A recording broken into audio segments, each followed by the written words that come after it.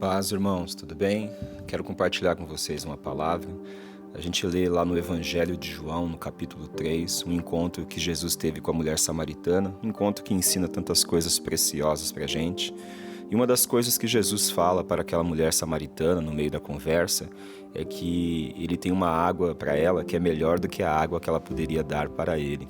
No versículo 10, Jesus diz o seguinte: Jesus lhe respondeu: se você conhecesse o dom de Deus e quem está pedindo água, você lhe teria pedido e dele receberia água viva. E aí a mulher ficou toda, bugada, vamos dizer assim. Mas quem é você? Como é que você vai tirar água daí? Você não é maior do que o nosso pai Jacó e tal. E ela não tinha entendido que Jesus estava falando de coisas espirituais. Ela estava pensando só em coisas materiais, nas limitações materiais. Aí no versículo 13, Jesus continua. Jesus respondeu: quem beber desta água terá sede outra vez, mas quem beber da água que eu lhe der nunca mais terá sede. Ao contrário, a água que eu lhe der se tornará nele uma fonte de água a jorrar para a vida eterna. E aí a gente vê então Jesus fazendo uma promessa para aquela mulher, que ele teria para ela uma água que é muito maior e muito melhor do que a água que ela poderia tomar daquele poço. Uma água que traria para ela a saciedade, de toda a sede da vida dela. Uma água que formaria no interior dela um rio que ia jorrar para a vida eterna.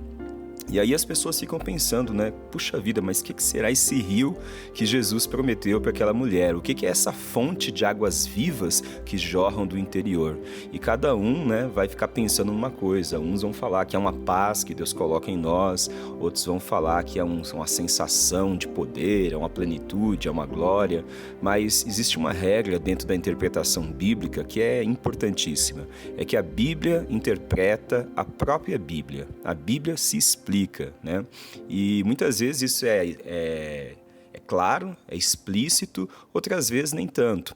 Mas se a gente andasse só alguns capítulos para frente, lá em João capítulo 7, no versículo 37 ao 39, a gente vê o próprio Jesus, falando ali novamente sobre o rio de águas vivas. E aí no versículo 37, Jesus diz o seguinte: no último e mais importante dia da festa, Jesus levantou-se e disse em alta voz: se alguém tem sede, venha a mim e beba.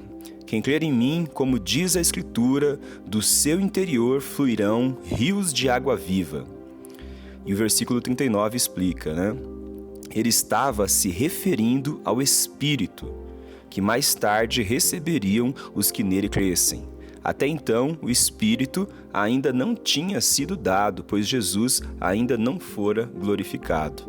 Então, o rio de águas vivas que Jesus nos promete é o Espírito Santo. É ele que vai jorrar da nossa vida. E aí a gente pode entender duas coisas importantes. Primeiro, Jesus é aquele que nos dá o rio de águas vivas. É Jesus quem nos batiza com o Espírito Santo.